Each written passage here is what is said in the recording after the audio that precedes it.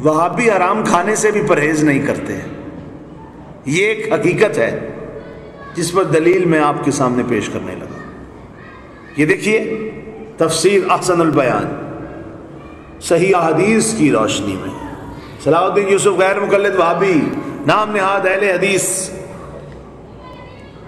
اس کا تفسیری حواشی لکھنے والا ہے، اور اس کے صفحہ نمبر 138 پر تفسیر میں وہ لکھتے ہیں ذبح کے علاوہ نہر بھی مشروع ہے، جس کا طریقہ یہ ہے کہ کھڑے جانور کے لیے کہ لبے پر چھری ماری جائے، اونٹ کو نہر کیا جاتا ہے جس سے نرخرا اور خون کی خاص لگے کٹ جاتی ہیں اور سارا خون بہہ جاتا ہے.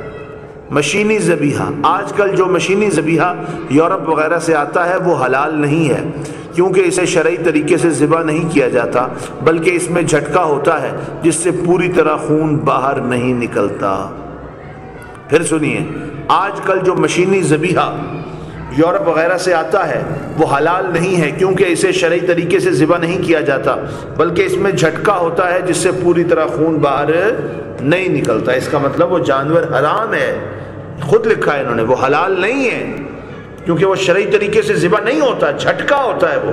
اور دیکھیے یہی مقام یہ 2002 کا پاکستانی ایڈیشن، اور اب دیکھیے سعودی عرب والا ایڈیشن، اس کے اندر سے وہ نکال دیا گیا. یہ دیکھیے لکھا ہوا ہے ذبح کے علاوہ نہر بھی مشروع ہے، جس کا طریقہ یہ ہے کہ کھڑے جانور کے لبے پر چھری ماری جائے، اونٹ کو نہر کیا جاتا ہے جس سے نرخرا اور خون کی خاص لگے کٹ جاتی ہیں اور سارا خون بہہ جاتا ہے. آگے مشینی ذبیحہ حرام ہونے والی بات کہاں گئی؟ نکال دی گئی. کیوں؟ کہ وہابی حرام کھانے سے بھی باز نہیں آتے.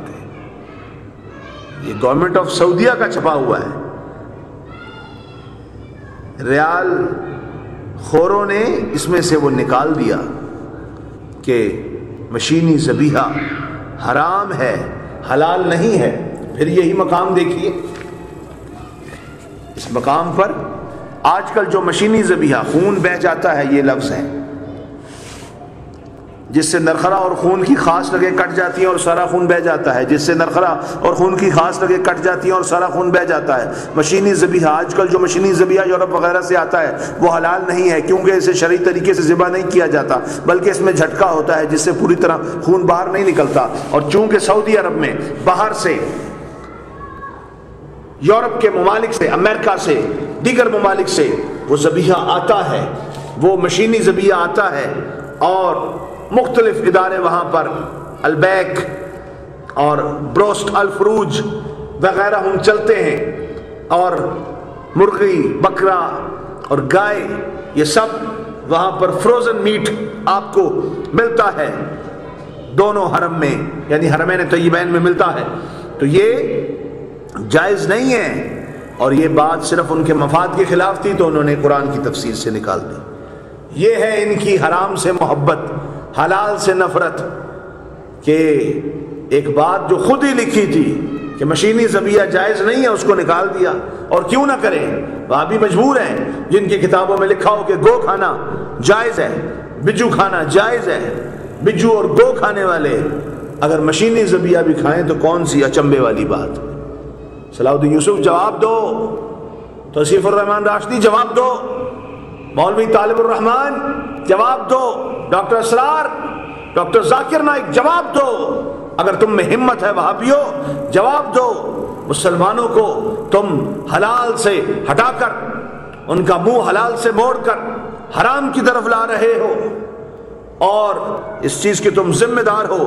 مسلمانوں میں جو بے شرمی، بے حیائی پھیلی ہے یہ حرام کھانے کی وجہ سے پھیلی ہے، اور وہ حرام تم لوگوں کی سازشوں سے پھیلا ہے. دیکھ لو کہاں گئی مشینی ذبیحے والی بات. وہی سورہ مائدہ کی 3 نمبر آیت کے تحت، سورہ مائدہ کی 3 نمبر آیت کے تحت لکھا حاشیہ اور وہ جو مشینی ذبیحہ حلال نہیں ہے، وہ بات جو اس میں موجود تھی وہ نکال دی۔ پھر دیکھ لیجئے، کوئی یہ نہ کہے کہ مفہوم کی تبدیلی ہے۔ آج کل جو مشینی ذبیحہ یورپ وغیرہ سے آتا ہے وہ حلال نہیں ہے، کیونکہ اسے شرعی طریقے سے ذبح نہیں کیا جاتا، بلکہ اس میں جھٹکا ہوتا ہے جس سے پوری طرح خون باہر نہیں نکلتا۔ یہ وہ عبارت ہے جو انہوں نے 14 نمبر حاشیے کے تحت اور یہاں پر 3 نمبر جو ہے وہ ان کے حاشیے کے تحت نقل کی ہے۔ اور یہ وہابیوں کی حرام سے محبت ہے، حلال سے نفرت ہے، اور یہ اس بات کو ظاہر کر رہا ہے کہ واقعتاً وہابی حرام خور ہیں، یہ حرام خور ہیں، مسلمانوں کو حرام کھلاتے ہیں۔ اور دیکھیں قرآن کی تفسیر بھی بدلنے سے باز نہیں آتے، خود ہی لکھتے ہیں اور خود ہی مکر جاتے ہیں۔